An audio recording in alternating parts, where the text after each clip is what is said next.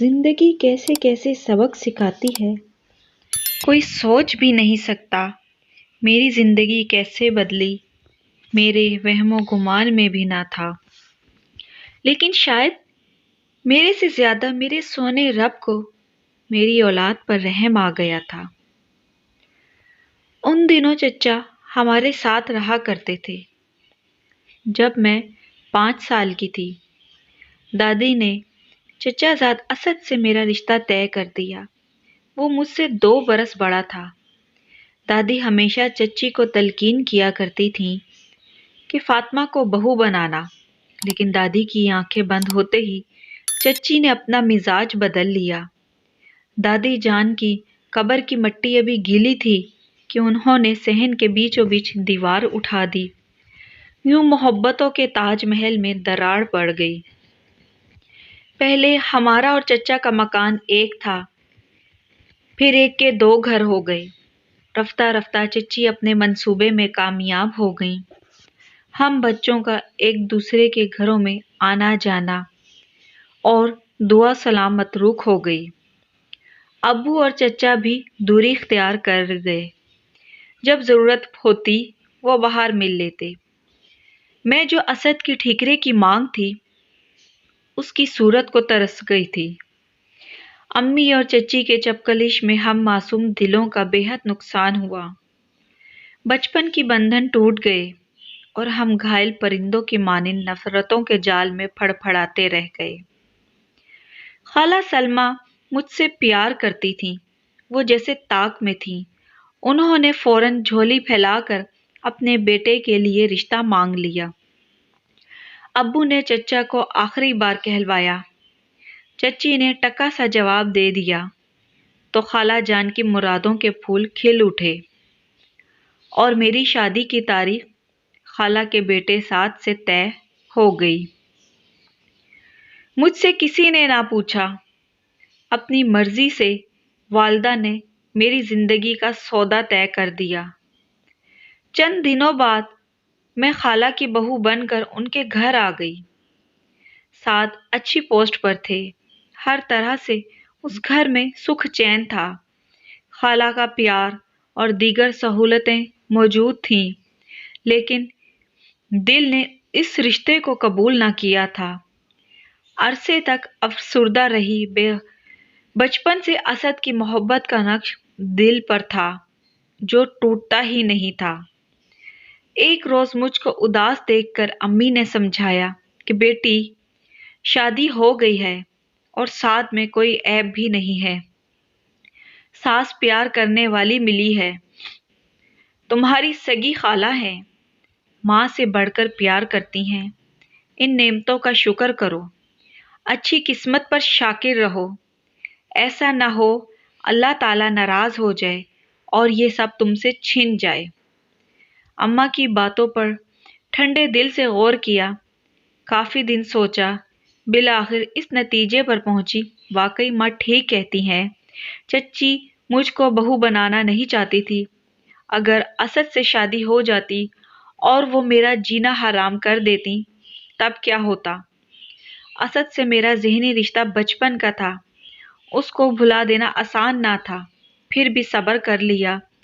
اس کی یادوں کو دل کی اتھاہ گہرائیوں میں دفن کر دیا اور اس کی چاہت کو کاغذ کی ناؤ بنا کر ماضی کی لہروں میں بہا دیا۔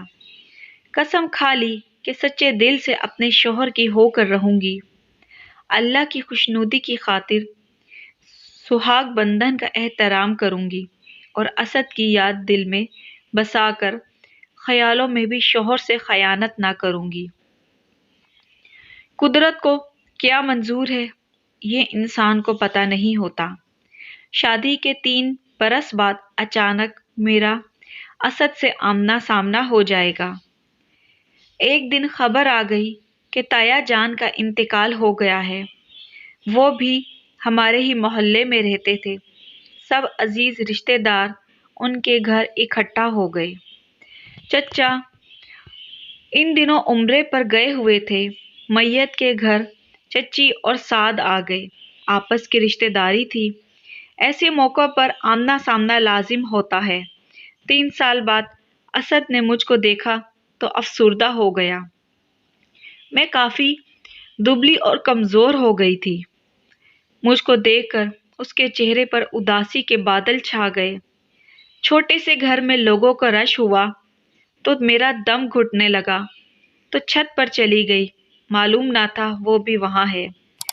لوگ جب عصر کے وقت تایا کا جنازہ اٹھانے آئے، دل پر عجب وحشت طاری ہو گئی۔ سارے گھر میں کوہرام مچا تھا۔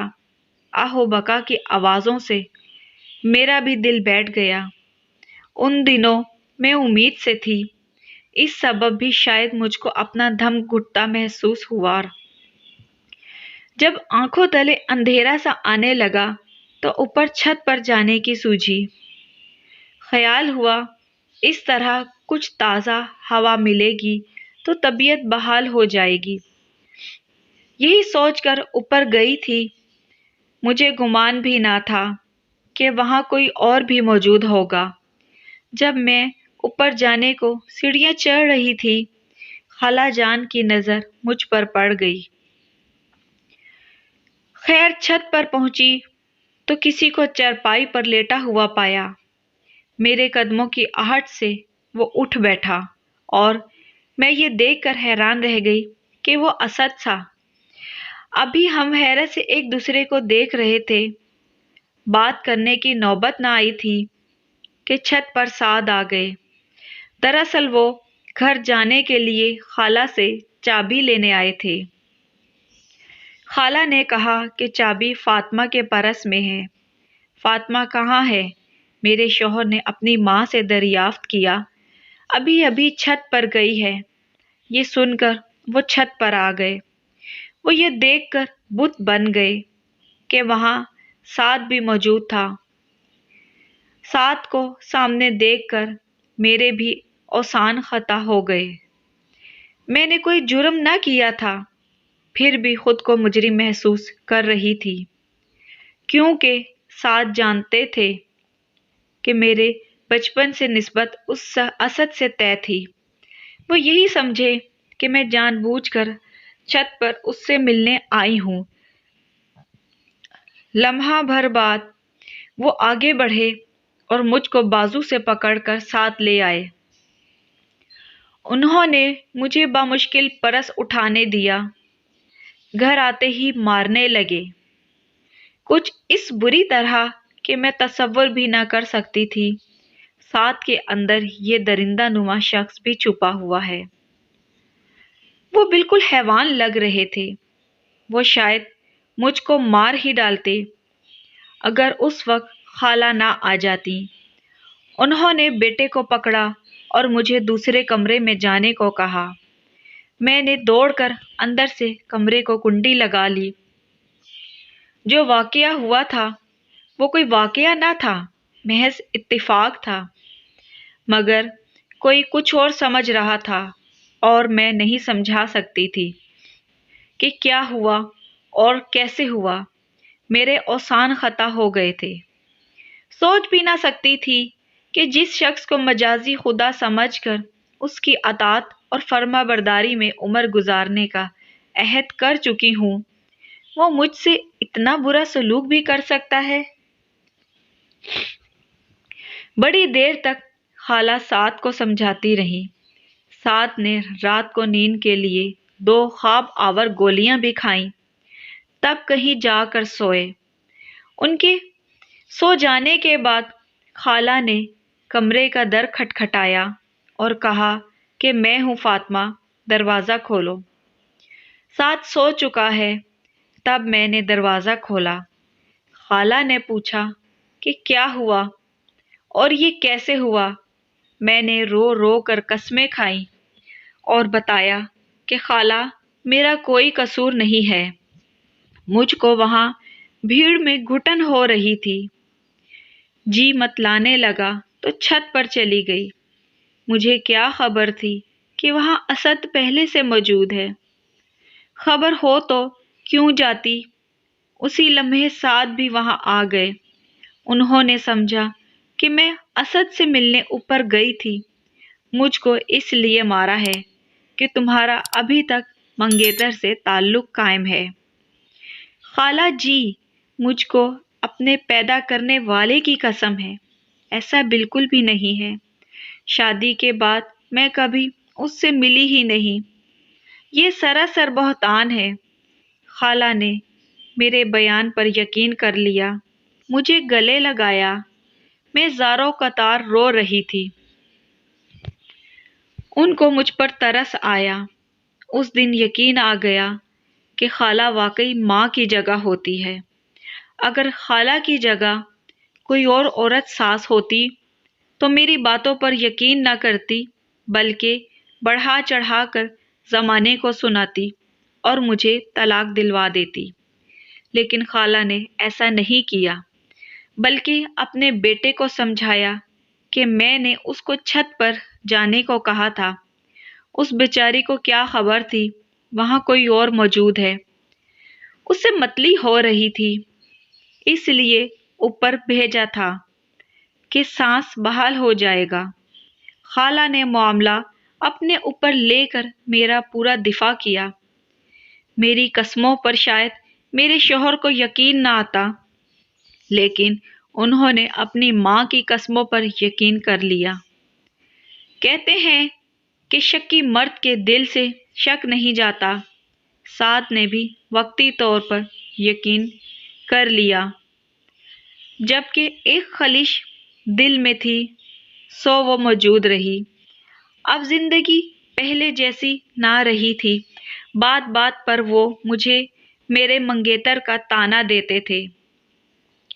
ان کے طعنوں نے میری زندگی کو ایک دہکتا ہوا جہنم بنا دیا۔ ہر دم میرا دل تڑپنے لگا کہ ان کو میری پاک دامنی کا اعتبار نہیں ہے۔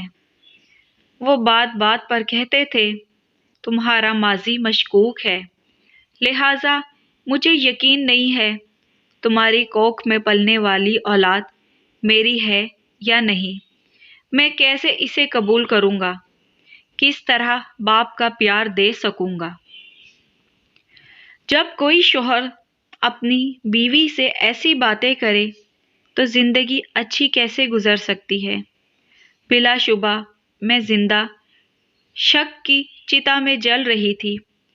روز ہی اپنے نصیب پر آنسو بہاتی تھی، 8 آنسو روتی تھی اور سوچتی بھی کہ اس عذاب سے تو بہتر تھا میں طلاق لے لیتی۔ اس شخص نے ماں کے مجبور کرنے پر مجھے پناہ تو دے دی تھی، لیکن اپنی اولاد کو شک بھری نظروں سے دیکھتا تھا۔ یہ بات میرے لیے سوہانے روح تھی۔ میں نے میکے جانا ترک کر دیا، کیونکہ ساتھ ہی اسد کا گھر تھا۔ ساتھ کو شک کرتے تھے کہ میکے میں شاید اسد سے ملنے جاتی ہوں۔ جب ایسی سوچ ان کو ستاتی تو بہانے سے جھگڑنے لگتے تھے۔ ایک حد ہوتی ہے۔ میں ایک بچی کی ماں بن چکی تھی۔ اس اہانت آمیز سلوک کو سہتے سہتے تھک گئی تھی۔ سعد اپنی بچی کو بھی نہیں اٹھاتے تھے۔ یہ معصوم پھول بھی باپ کی شک و شبہ بھری نگاہوں کی تپش سے مرجھا کر رہ گئی تھی۔ وہ اسے اٹھانا یا ہاتھ لگانا بھی گناہ سمجھتے تھے۔ وہ چاہتے ہوئے بھی اولاد کو محبت نہ دے سکے۔ اس عذاب ناک زندگی کو جب 5 برس گزر گئے، تب ایک روز میں نے سوچا کہ ایسے جینے سے مر جانا اچھا ہے۔ بس اپنی معصوم اولاد کی خاطر ہر جبر سہ رہی تھی کہ بچی باپ کے گھر کے چھت تلے بڑے بڑے باپ کے سائے میں پرورش پائے گی تو زمانے کی دست و برد سے بچ جائے گی۔ ایک عورت کی کب تک شوہر کی بدسلوکی کی قاتل وار سہ سکتی ہے؟ ایک روز جب کہ ایک عزیزہ کی شادی میں جانا تھا، میں نے سعد سے کہا بچی کے لیے ایک جوڑا کپڑوں کا خریدنا چاہتی ہوں، اس کو شادی میں لے جاؤں گی۔ یہ سن کر وہ یکدم غصے سے آگ بگولا ہو گئے۔ خدا جانے کس سوچ میں تپ رہے تھے، چلا کر بولے میں کیوں لے کر دوں؟ میری بیٹی تو نہیں ہے، جس کی ہے وہی لے کر دے۔ میں تو آستین میں سانپ پال رہا ہوں۔ آج میری غیرت بھی تڑپ گئی۔ اف میرے خدایا، میں کب تک ایسی بغیرتی کا جیون جیتی رہوں گی؟ مجھ کو اس کم ظرف آدمی سے چھٹکارا پانا ہوگا۔ بس اس روز جانے مجھ میں کہاں سے ہمت اور طاقت اوت کر آئی۔ اسی وقت فون کر کے بھائی کو بلا لیا اور یہ الفاظ ان کے سامنے دہرائے جو سعد نے کہے تھے۔ میں نے بھائی کو کہا، اگر تم لوگوں کے پاس میرے اور میری بیٹی کے لیے رہنے کی جگہ اور 2 وقت کی روٹی نہیں ہے تو بے شک میں سڑک پر رہ کر بھیک مانگ لوں گی، لیکن اب میں اس شخص کے ساتھ نہیں رہوں گی۔ خدا کے لیے مجھے یہاں سے لے چلو، اب میں نے مزید ایک پل یہاں نہیں رہنا۔ بھائی نے جانے کیسے میرے حق میں فیصلہ کر لیا، کہا کہ چلو میرے ساتھ، خاندان کے بزرگ خود فیصلہ کریں گے۔ اب تم اس قدر ذلت میں زندگی نہیں گزارو گی، اور ہم مر نہیں گئے ہیں، ابھی تمہارے وارث زندہ ہیں۔ خالہ روکتی رہ گئیں۔ بھائی مجھے اور میری بیٹی لیلا کو ساتھ لے آئے۔ ابو امی نے ٹھنڈے دل سے تمام احوال سنا اور پھر خالہ خالو کو بلوا بھیجا۔ ان سے حتمی بات کی۔ انہوں نے بیٹے کی طرف سے معافی مانگی، لیکن میں نے خالہ اور خالو کے ہمراہ گھر لوٹ جانے سے انکار کر دیا۔ کچھ دنوں کے بعد وہ سعد کو ساتھ لے کر آئے۔ اس نے امی ابو سے معافی مانگی، یقین دہانی کرائی کہ اب کبھی میں فاطمہ کو تنگ نہ کروں گا اور اچھا رکھوں گا۔ امی ابو نے پوچھا، فاطمہ تم کیا کہتی ہو؟ کیا تمہاری مرضی ہے؟ میں نے صاف منع کر دیا کہ اگر آپ نے مجھے گھر میں نہیں رکھنا تو میں دارالامان میں ماں بچی چلی جاتی ہوں، لیکن واپس سعد کے گھر نہ جاؤں گی۔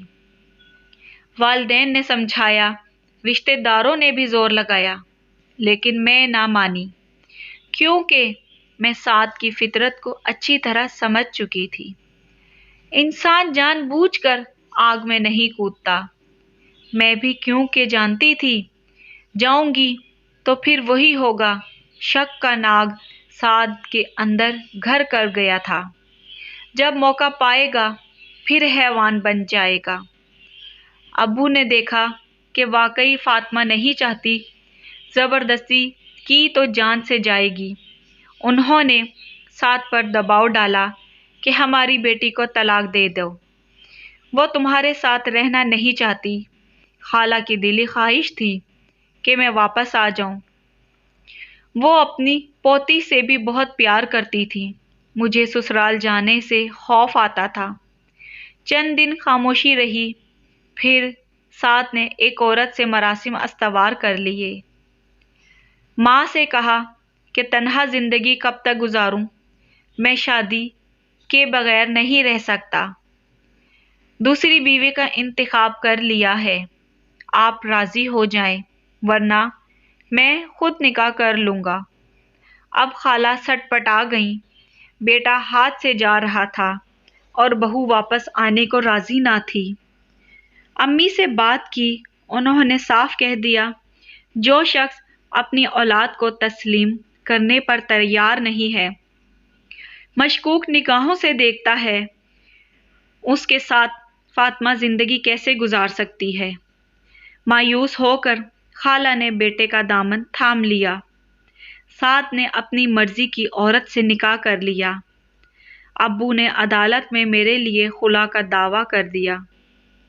خلا کے بعد میں آزاد تھی، لیکن اپنی بچی کی خاطر دوسری شادی نہ کرنا چاہتی تھی۔ ایک روز چچا اور چچی آئے۔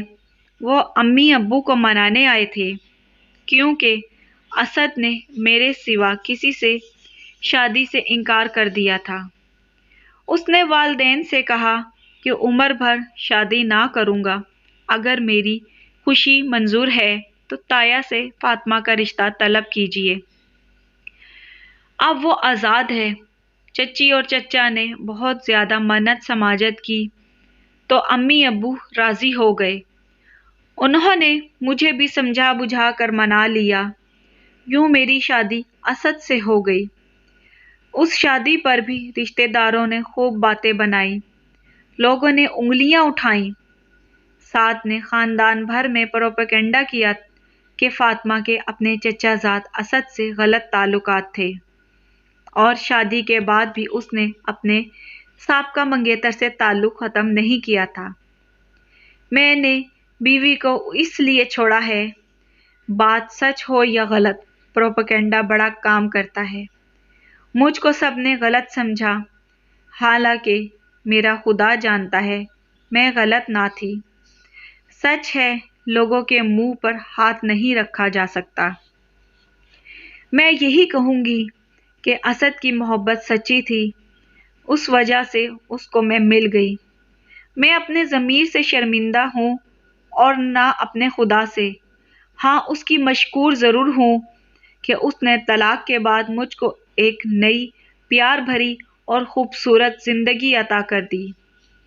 چچی سوچتی تھیں کہ یہ رشتہ پہلے کر لیتی تو اچھا تھا، پھر بھی دیر آئے درست آئے۔ ان کا بیٹا خوش ہے تو وہ بھی خوش ہیں، ہم پرسکون زندگی جی رہے ہیں۔ سعد نے کفران نعمت کیا، بیٹی کو اپنا نہ جانا۔ آج تک وہ اولاد کی چاہ میں تڑپ رہا ہے، یہی اس کی سزا ہے۔ ہم کو اس سے کیا غرض جس نے اپنی سگی بیٹی سے غرض نہ رکھی۔ ایسے شکی انسانوں سے خدا ہی بچائے جو اپنی زندگی برباد کر دیتے ہیں اور دوسروں کی بھی۔